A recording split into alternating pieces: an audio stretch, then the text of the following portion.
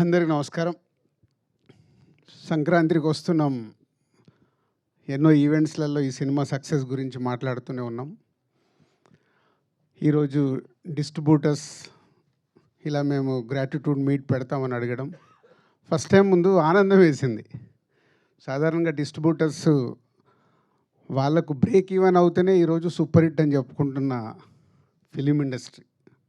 వాళ్ళు నష్టపోయినప్పుడు కూడా సినిమాలు సూపర్ హిట్ పోస్టర్స్ పడుతుంటాయి.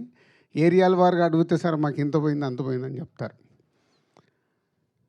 అంటే కల్చర్ మారిపోయింది. ఇందాక శిరీష్ చెప్పినట్టు ఎప్పుడో మేము తొలి ప్రేమ సినిమా చేసినప్పుడు దానికి 100 days ఫంక్షన్లు చేసినప్పుడు షీల్డ్స్ ఇచ్చి అప్పుడు మాట్లాడిచ్చేవారు. సో ఈ డిస్ట్రిబ్యూషన్ సిస్టమే మొత్తం మారిపోతూ ఏరియాకి ఇప్పుడు ఒకరో ఇద్దరో మిగిలితే గొప్ప అనే పరిస్థితికి వచ్చింది. ఎందుకంటే 90% ఫెయిల్యూర్స్ ఉండే ఇండస్ట్రీ ఇది. జస్ట్ 10% మన సక్సెస్ పర్సంటేజ్.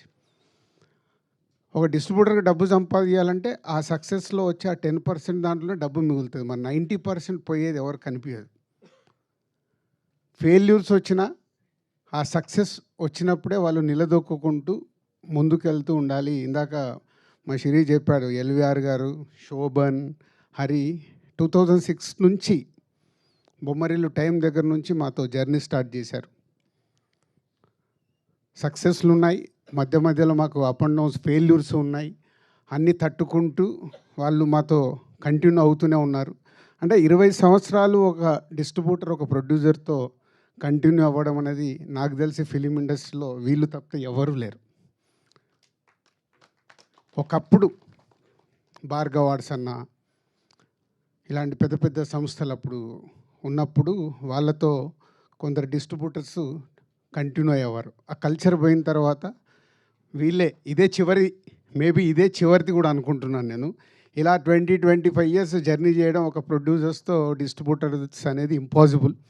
ఎందుకంటే మా 30 years ఎక్స్పీరియన్స్లో కూడా 22 సంవత్సరాల నుంచి మేము ప్రొడక్షన్ స్టార్ట్ చేసిన తర్వాత 30 సంవత్సరాల మా డిస్ట్రిబ్యూటర్స్గా ఎక్స్పీరియన్సు.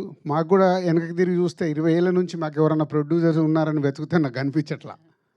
సో అది థ్యాంక్ యూ ఎల్వీఆర్ గారు, హరి అండ్ శోభన్ గారు. అండ్ సంక్రాంతికి వస్తున్నాం. నేను ఒక ప్రెస్ మీట్ పెట్టాను, మీ అందరితో ఇంటరాక్ట్ అయ్యాను సంక్రాంతి రిలీజ్ ముందు. సో 2 సినిమాలు రిలీజ్ ఉన్నాయి, కమ్బ్యాక్ అవ్వబోతున్నామని. అవుతామో లేదని తడబడే లోపే అనిల్, ఎందుకు సార్ మీరు అంత కాన్ఫిడెన్స్గా మీరు స్టేట్మెంట్ ఇచ్చిన తర్వాత అవ్వకుండా ఎలా పోతుందని సంక్రాంతికి వస్తున్నాంతో ఒక సెన్సేషనల్ హిట్. ఇందాక హరి చెప్పాడు, అంటే ఒక 72 daysలో ఒక సినిమాని డైరెక్టర్గా అనిల్ డిజైన్ చేసి వెంకటేష్ గారు లాంటి ఒక సీనియర్ ఎక్స్పీరియన్స్ హీరోతో వాళ్ళు ప్లాన్ చేసి ఒక బాల్ని 6 కొడితే ఎలా ఉంటుందో ప్రూవ్ చేశారు. అంటే బడ్జెట్లు ఇంపార్టెంట్ కాదు, కథలే ఇంపార్టెంట్. కానీ ఇది మర్చిపోతాం. మేమన్నీ కూడా కథలతో మొదలుపెట్టిన సినిమాలే. కొత్త దర్శకులతో తీసినప్పుడే మేము మా సంస్థలో ఎన్ని క్లాసిక్స్ వచ్చాయో, ఎన్ని సక్సెస్లు వచ్చాయో అందరికీ తెలిసిందే. మేము కూడా అందరిలాగా కాంబినేషన్ సినిమాలకని అటు కొంచెం లాస్ట్ 4-5 years నుంచి తడబడుతూ ఉన్నాం. మళ్ళీ లేదు మా రూట్ ఇదే కరెక్ట్ అనేది అనిల్ మళ్ళీ మాకు ప్రూవ్ చేసి సరైన దారిలో రహదారి వేసిచ్చాడు.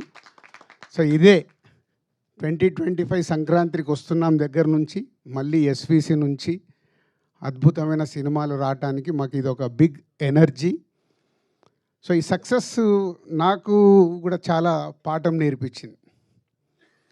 అంటే ఒక సినిమా దర్శకుడితో జర్నీ ఉన్నప్పుడు అవి రిజల్ట్స్ ఎలా వస్తాయి అనేది అనిల్తో 6 సినిమాలు చేస్తే ఆ రిజల్ట్స్ ప్రూవ్ చేస్తూనే ఉన్నాయి. మా ఇద్దరి మధ్యలో పెద్ద సంభాషణ ఉండదు. సరే నేను ఇలా అనుకుంటున్నాను స్టోరీ చెప్పేస్తాడు అనిల్. సరదాగా వచ్చి టీ తాగుతూ ఒక 1/2 hour 40 minutesలో స్టోరీ చెప్తాడు. అక్కడే జరుగుద్ది మా కాన్వర్సేషన్. మళ్ళీ దీనికోసం సిట్టింగ్స్ అని ఎప్పుడు ఉండదు. తర్వాత అంతా అయిపోయిన తర్వాత పిలుస్తాడు, సార్ ఎడిటింగ్ అయిందో వచ్చి చూసుకోండి. అంత క్యాజువల్గా. అంటే ఎక్కడ అనిల్తో తీసిన 6 సినిమాల్లో నాకు గుర్తుండి ఎక్కడ ప్రొడ్యూసర్ నేను స్ట్రెస్ ఫీల్ అవ్వాల. ఒక కంఫర్ట్. అనిల్ కూడా అలాగే ఉంది. సొంత ఎప్పుడు నా సొంత ఫ్యామిలీ, నా సొంత బ్యానర్ అని చెప్తా అంటే దానికే. సినిమాకి ఏం కావాలో, ఎలా కావాలన్నా నాకు ఇది కావాలి సార్ అని చెప్పి కంప్లీట్ చేస్తుంటాడు. ఇక్కడ ఈ సినిమాలో ఒకే ఒక పాట అడిగాడు. బ్లాక్ బస్టర్ సాంగ్ నేను బాగా తీయాలి సార్, దీనికి నేను అడిగిన బడ్జెట్ ఇవ్వండి అని. అలాగే దాని విజువలైజేషన్లో అద్భుతంగా తీసి ఈరోజు ఈ సినిమాకి అదొక రీజన్ ఇంత పెద్ద సక్సెస్కి. Thank you Anil, thank you very much. Already Shirish మొన్ననే చెప్పేశాడు, ఎక్కడో పడిపోబోతున్న మమ్మల్ని తీసుకొచ్చి నిలబెట్టి మళ్ళీ ఇంకొక 10 సంవత్సరాలు మళ్ళీ తిరుగు లేకుండా సినిమాలు తీస్తాం. ఈ రిజల్ట్స్ 100% వస్తాయి. ఒక సినిమా మీద కష్టపడి చేసినప్పుడు రిజల్ట్స్ వస్తాయని ఎప్పుడూ తెలుసు. అలాంటి స్పీడ్ బ్రేకర్లు మాకు వస్తూనే ఉన్నాయి. ఈసారి స్పీడ్ బ్రేకర్ కాదు, కోవిడ్ దగ్గర నుంచి గతుకు రోడ్లలో ట్రావెల్ చేస్తున్నాం, మళ్ళీ తార్ రోడ్ ఎక్కించావు. ఈ తార్ రోడ్ జర్నీ కంటిన్యూ అవుతుంది. And thank you Anil and Venkatesh garu, ఈరోజు ఇక్కడ లేరు. బట్ ఎప్పుడు నేను చెప్తుంటాను, ప్రొడ్యూసర్స్కి ఎలా సపోర్ట్ చేయాలి, ఒక హీరోగా సినిమాని ఎలా వేస్టేజ్ లేకుండా కంప్లీట్ చేయించాలి అనేది రామానాయుడు గారు అబ్బాయి కాబట్టి అక్కడి నుంచి వచ్చిన క్వాలిటీస్ అవి. సో ప్రొడ్యూసర్స్కి ఇచ్చే రెస్పెక్ట్ మామూలుగా ఉండదు. అందుకే వెంకటేష్ గారితో 4 సినిమాలు అద్భుతంగా చేయగలిగాం. సో థ్యాంక్ యూ సార్, మీ సపోర్ట్ మీరు ఇచ్చింది ఈ సినిమాకి. మేము వేరే స్ట్రెస్లో ఉన్నా ఎలాంటి స్ట్రెస్ లేకుండా సపోర్ట్ చేసి ఈ సినిమా ఇంత పెద్ద విజయం అవ్వటానికి కారణం మీరు కూడా. అలాగే old team, my technicians, my ఆర్టిస్టులందరికీ థ్యాంక్ యూ వెరీ మచ్.